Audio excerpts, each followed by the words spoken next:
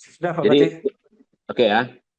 Jadi begitu juga Pak Camat ya, yang semua hari ini sampai malam ini, Pak Camat juga masih berada di lapangan, tentunya juga Wali Nagari dan semuanya. Tentunya saya mengucapkan terima kasih atas upaya kita yang kita lakukan. Mudah-mudahan kerja keras kayak ini tidak mengkhianati hasilnya. Dan masyarakat kita bisa tertolong, terbantu ya. Masalah-masalah ini bisa kita selesaikan. Kemudian beberapa hal tadi yang disampaikan. Eh, Pertama terkait dengan peralatan. Memang kita terbatas sarana baik di BPBD maupun juga di di kecamatan. Nah, tentu solusi yang diberikan tadi oleh DPMN adalah salah satu solusi yang sangat tepat ya, di mana Nagari bisa laksanakan uh, menggeser ya, merubah anggarannya, aturannya sudah jelas dan itu dibolehkan dan itu salah satu peluang kita. Kemudian di samping itu tentu juga kita upayakan juga meminta ke provinsi, provinsi ya, mana alat-alat yang memang bisa seperti cinso apapun yang sederhana yang saya mintakan. Kemudian peralatan-peralatan itu dikoordinasikan lagi, karena kita yakin provinsi juga memperhatikan kita ini, termasuk barangkali Pak Sekda, Pak Kadis PU, kita kan punya tetangga Kota Bukit Tinggi. Mungkin juga ada alat-alat di Kota Bukit Tinggi yang bisa kita pinjam ya. Kemudian biayanya seperti tadi kita yang membiayainya. Kita pinjamkan alatnya. Jadi ini bisa kita bicarakan dengan Pak Wali Kota Bukit Tinggi. Karena di Bukit Tinggi tidak terlalu berat salahnya, hanya ini longsor di Ngarai di Bukit Tinggi. Jadi kalau kita lihat seminggu lalu ini di Lokang Balu ini, tadi mungkin nanti Pak Kadis PU juga bicara dengan Kadis PU-nya Bukit Tinggi, Pak Kalak juga gitu. Saya juga bicara dengan Pak Ramlan. Bisa kita pinjam alatnya. Kemudian eh, tentunya administrasi tidak kita lupakan ini. Jadi mungkin BPBD memang kan sangat sibuk juga ini. Mungkin Pak Seda perlu menetapkan ya, siapa yang mengurus laporan administrasinya. Nah, itu mungkin dihandle semua oleh eh, Pak Rahmat ya. Jadi ini kanlah dudukan sehingga apapun yang kita bicarakan setiap hari laporan kita ini bisa atau sudah ada formatnya kan ke provinsi maupun ke pusat. Jadi terpantau. Jadi kerja kita ini, upaya kita ini jadi termonitor oleh provinsi, termonitor oleh pusat seperti itu. Jadi kemudian apapun yang mau kita sampaikan, proposal yang kita buat, itu ini dasarnya dengan laporan-laporan kita ini. Jadi koordinasi ini sangat kita perlukan, administrasi sangat kita perlukan. Jadi tolong Pak Sekda ditetapkan personil yang bisa ini uh, cepat ya. Jadi saya pengalaman, mungkin Pak Sekda juga pengalaman ya. Kita waktu COVID dulu itu di provinsi itu, di ruang Pak Gubernur itu ada tukang tukang ketiknya, tukang ininya, tapi tetap koordinasi. Datanya, sumber datanya satu. Jadikan poskonya di situ. Jadi apapun hari itu juga langsung bisa ditandatangani oleh gubernur. Jadi kita juga bisa seperti itu. Jadi surat apapun ya bisa selesai hari itu juga. Jadi kondisi lapangan seperti ini, laporannya harus ini, siapa yang mengerjakan itu. Jadi perlu satu atau tiga orang yang mengerjakan itu.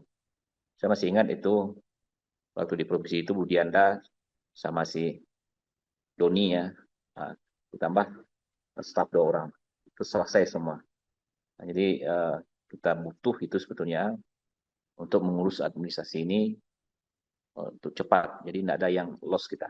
Datanya juga seperti itu. Siapapun yang bertanya, datanya clear seperti itu. Nah, jadi kita bantu Pak Rahmat, PPD, karena beliau di lapangan, staf beliau juga seperti itu. Atau kalau ada staf beliau yang bisa bersama-sama nanti ada ditambah gitu. Kalau sudah ada di BPD ditambah personilnya yang bisa cepat bergerak seperti itu. Itu proposal-proposal kita siapkan sekarang. Karena kabupaten lain juga seperti itu sudah menyiapkan juga. Jadi personil ini menyiapkan semuanya seperti itu dengan menginput data-data yang ada yang terjadi hari ini. Jadi kita memang darurat ini memang semuanya gerak cepat. Dan kita juga tadi saya dengar terkait dengan PLN ya, sehingga juga BTS kita yang ada itu juga terganggu sekarang karena listriknya juga tidak ada. Jadi ini juga masalah juga untuk komunikasi di lapangan kan, karena eh, apa itu menara-menara kita itu tidak bisa berfungsi dengan baik karena listriknya juga tidak ada. Jadi ini memang perlu koordinasi juga dengan PLN khususnya. Tentu tetap keselamatan tetap dijaga juga karena PLN tidak mau gegabah dengan adanya air, dengan adanya banjir kan akan menimbulkan bahaya juga. Jadi kita diskusikanlah itu.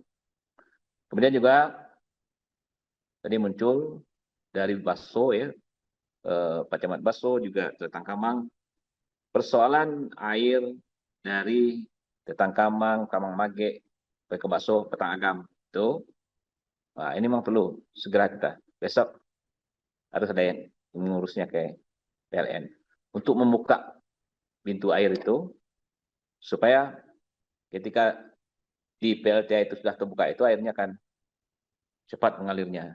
Tapi selama dia masih tersendat di situ, ini akan tetap air akan lambat mengalirnya, kemudian ditambah lagi sedimen, kemudian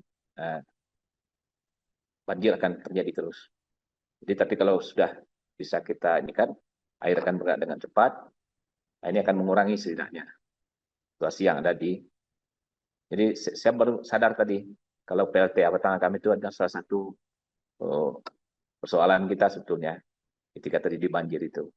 Karena mereka ya samalah dengan PLTA di ini di apa PLTA Kota Panjang kan seperti itu juga. Jadi untuk membuka pintu air itu yang menyebabkan banjir juga kayak Sumatera Barat. Dia sama dengan itu kondisinya. Ini juga perlu kita tuntaskan besok. Dan terkait dengan dapur ya, ini baik untuk petugas ya, Tagana, PMI, Basarnas, kemudian juga Brimob dan semuanya tentu mereka tentu perlu makan juga. Tentu ini kita perhatikan juga di samping kita juga menyiapkan untuk ini korban. Nah, jadi ini kalau tadi sudah ada 1.000 jiwa ya, itu barangkali kita sudah ini dengan rasnya, cuma yang lainnya tentu kita. Kemudian bagaimana dananya untuk dapur umum ini? Ya tadi juga Pak Kadis Sosial menyampaikan kita juga minta bantuan ke Basnas. Kemudian juga pencairan dananya. Tadi kan sudah kita diskusikan sepakati. Kalau memang ini kondisi bencana itu perlakuannya khusus. Jadi Pak Inspektur juga Pak Sek sudah membicarakan. Saya rasa ini kita harus berani mengeksekusi. Jadi sampaikan ke keuangan Pak Sek dan keuangan kita. Kemudian Pak Inspektur sudah sepanjang administrasinya, pertanggungjawabannya benar, kan tidak ada salah gitu. Tadi kan sudah kita diskusikan tadi pagi kan terkait dengan aturannya itu. Jadi tinggal mengeksekusi saja gitu. Dan mungkin kita juga bisa kerjasama juga di PKK Nagari misalnya untuk membantu di sana kan. Nah, PKK ataupun organisasi komunitas yang lainnya, mereka kan juga ingin berpartisipasi itu. Ibu PKK kita yang ada di sana atau ada Sawisma yang organisasi yang ada di situ. Jadi mungkin bisa kita kerjasamakan juga untuk melaksanakan dapur umum ini dengan keterbatasan tenaga kita. Kemudian untuk yang perlu kita fungsikan, kalau memang itu membahayakan, ketika mereka tidak mau, ya mau tak mau harus kita paksa. Itu harus dipaksakan. Kita lebih menyayangi mereka daripada menjadi korban. Kan? Kalau memang situasinya memang sudah mengkhawatirkan, mereka tidak mau, ya sudah kita harus lakukan pemaksaan. Jadi di sana kita bersama-sama dengan nanti TNI, Polri semuanya, kita bawa mereka dan diungsikan supaya untuk keselamatan mereka juga. Mungkin mereka belum paham, kita sudah paham, itu kita harus melakukan pemaksaan dalam hal yang seperti itu. Kemudian tadi Batang Siano ya, ini mengkhawatirkan sekali. Saya juga sudah melihat kemarin itu, dan ini menyebabkan juga yang longsor jalan itu jalan Matuak ini kan itu semua nih. Jadi tentu ini pada Pak Camat dan Wali Nagari ini perlu dipantau warga-warga kita yang di sekitar itu. Kemarin sudah ada yang diungsikan, coba disisir lagi. Ada yang saya khawatirkan satu lagi itu. Coba dipantau secara teknisnya. Itu yang pesantren yang 52 itu termasuk itu nah, terancam nah itu. Nah, kalau terancam ya kalau perlu bersama-sama dengan ini kita paksa untuk meninggal itu. Kan di bawah sekali itu aliran airnya. Tapi coba nanti di Dinas PU untuk mempelajari itu banyak sekali nanti siswa santri-santri itu yang akan korban ya kalau itu nanti air bahnya ini terbayang kita lewat di setiap hari kan posisinya di bawah di situ ada sungai bahkan ada yang dibangun di atas sungai juga kan. Nah itu kan sangat berbahaya sekali. Nah ini kalau kalau memang itu mengkhawatirkan secara teknis tidak ada salahnya juga kita memaksa itu untuk mereka mengungsi ke tempat yang lain. Nah, kemudian tadi meliburkan SLTA, nanti kita juga koordinasikan Pak Kadis, koordinasikan dengan Dinas Provinsi ya, sampaikan bahwa kita melihat kondisi yang seperti ini, ya walaupun tadi Pak Camat yang meliburkan, kita ambil alih itu kita sebagai ini dinas dan Pemda. Karena ini kita untuk keselamatan anak-anak kita juga, mereka kan anak-anak kita. Dan juga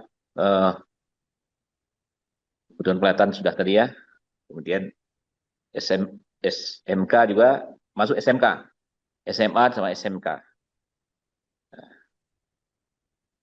Kemudian terkait dengan ini, yang saya sampaikan tadi, saya sependapat dengan Pak Camat Canduang tadi, memang kita heran juga, mikir kenapa Batang Kati itu airnya gitu aja. Padahal pada tanggal berapa? 25 Juli kalau saya tidak salah. Juli apa September ya. Yang kita jadikan bencana darurat kemarin itu, kan hanya 1 hari. 1 hari langsung airnya besar. Hujan 1 hari kan. Tapi ini sudah 1 minggu, airnya masih seperti itu juga. Standarnya. Nah, jadi sehingga tadi saya sampai dengan pecamat ke Cangkiang tadi, lihat di embung itu. Nah, itulah kesadaran dari masyarakat yang kita harapkan juga yang lainnya. Pak Camat Ampeangke, Pak Camat Canduang ya. Kemudian ini perlu menjadi perhatian. Coba disisir lagi untuk goro di atas itu. Kalau masih ada yang batang-batang kayu ya, itu nanti akan menghambat air itu ke bawah. Jadi saya nggak yakin bahwa di sana di atas itu ada yang menghambat air itu sekarang. Nah, ketika dia bobol nanti, ini akan menghantam ke bawah. Jadi upaya yang dilakukan tadi oleh eh, Wali Nagari Batu Taba, Wali Jorom, bersama camat tadi itu bagus sekali. Di embung itu mereka bersihkan sehingga nanti ketika airnya datang dia kelancar mengalir ke bawah. Nah, tapi ini tidak cukup di situ saja. Jadi Pak Camat Canduang juga memperhatikan ke atasnya. Tadi kan baru di Batu Taba. Nah, mungkin ke atas juga, kemudian ke bawah lagi sampai ke Pelambah ya, Tangkatik sampai ke Lambah dan belum sampai ke penampungan kampungnya Pak Asisten 3 lah. Nah, ya sampai ke penampungan itu. Kan kampung Sampai Pak titik. 3, kampungnya Pak Setria ya. Sampai ke situ nanti dibersihkan. Jadi itu Pak Camat Ampeangke, Pak Camat Candung itu di ini kan. Juga itu juga yang lain di Tertangkamang ini. Goronya mungkin telah dilakukan oleh Pak Camat tadi ya. Nah, kita tingkatkan lagi bersama-sama. Karena itu yang bisa kita lakukan sekarang untuk karena kita harapkan semua dari ini, provinsi juga tidak bisa kan. Kalau provinsi kita lihat itu Sumatera Barat begitu luar biasa. Dan apa yang terjadi di Kota Padang, yang terjadi di Solo, Solo Selatan kan, pesisir, Padang Priaman, Pasaman, itu melebihi apa yang tadi kita. Jadi kita tidak bisa berharap banyak. Baik peralatan juga tidak bisa melewati jalan juga. Kemudian juga terpakai di sana juga. Jadi apa yang telah dilakukan oleh Bapak Camat, Wali Nagari, ini kita pertahanan kita tingkatkan terus, karena semuanya ini adalah untuk keselamatan kita dan masyarakat kita. Kemudian saya setuju juga kalau Zoom dengan wali nagari ya, terutama wali nagari yang memang terkait dengan ini, yang terpapar ini, kita lebih perlebar lagi dan mendapat informasi yang sama untuk kejadian-kejadian ini. Itu barangkali Bapak yang menghormati untuk jalan dari ini, Matua itu dan Dinas PU untuk menjadi perhatian kita. Kalau lumpuh ya, pantai juga tidak bisa dilewati. Kemudian lewati jalan ke Belingka itu juga tidak bisa dilewati. Ya sudah putus kita untuk antara Luwuk Basung ke Bukit Tinggi kan. Jadi coba kita inikan dulu satu persatu, mana yang diselesaikan dulu. Mungkin pantainya lebih mudah dulu, itu kita selesaikan dulu. Alatnya yang mana, kalau memang tidak bisa nanti, alatnya, kita minta bantuan alatnya dari Bukit Tinggi, yang lebih cepat, lebih dekat untuk bergerak ke sana. Selesai itu yang dapat saya sampaikan. Sekali lagi saya mengucapkan terima kasih banyak dari kita semua. Inilah saat inilah kita, tugas kita yang harus siang malam namanya ya, untuk melayani masyarakat, untuk melindungi masyarakat. Dan ini tanggung jawab kita sangat dibutuhkan. Dengan niat kita mudah-mudahan semua bisa kita selesaikan dengan baik. Sekali lagi saya mengucapkan terima kasih banyak, juga apresiasi kepada Pak Camat Pelupuh nih. Saya suruh pulang tadi, sudah sampai dia di rumah. Ini kalau karena Pak Camat sudah sampai, besok saya datang ke tempat Pak Camat. Kami besok datang ke Pelupuh, insya Allah. Bisa kita ke Pelupuh. Siapa ya? SPU Pak. Kangen kita dengan Pak Camat. Itu Pak Sek, Pak Titen, Pak Safali, dan Pak Kadis Kesehatan juga tadi banyak sekali yang telah diaktifkan. Kita aktifkan puskesmas ya. Ya Pak. Kemudian bagaimana anak kita yang di pengungsian itu kesehatannya kita jaga kan. Jangan lupa juga kesehatan kita juga harus kita jaga. Siapa? Jadi kita kan waktu yang tersisa baik Kadis PU, Ya, siapa? Di mobil itu kalau enggak ini tidur di mobil itu. Jadi kita gunakan waktu istirahat untuk istirahat ya. Tapi kalau besok kuat Pak Kadis PU, kita sama-sama untuk ke Pelupuh kan. Siapa? Yang lain Pak Kadis kita juga boleh. Siapa? Di Pelupuh. Ya. Kalau yang jelas ke Nalimo, kemudian ke Lurah Dalam ya. Paling dulu. Pasialawe Pak ya. Di Pasialawe. Ya. Nah, kemudian kalau bisa keburu kita Nalimo Pak Kadis ya. Kita cobalah tergantung situasi besok di lapangan dan kondisi yang bisa kita lewati. Kalau memang kita tak bisa lewati, nanti juga kita yang bermasalah. Kita akan diurus orang lain nanti kan. Jadi kita menyelesaikan masalah, kita tidak menimbulkan masalah. Tapi kalau kita paksakan kita masuk ke daerah, yang mungkin nanti kita akan terperangkap di situ, kita nanti yang diurus orang lagi kan. Jadi kita menyelesaikan masalah tentunya tanpa menimbulkan masalah yang baru. Sekali lagi saya mengucapkan terima kasih banyak Pak Kadis, PPMN, dan semua. Damkar juga, Kasat Pol PP-nya, ya anggotanya, ya itu di posko, dan kita perlu kita kekurangan, dan semua personil kita yang ada. Gitu. Terima kasih. Lagi banyak maaf. Bila taufiq wal hidayah, wassalamualaikum warahmatullahi wabarakatuh. Waalaikumsalam warahmatullahi wabarakatuh.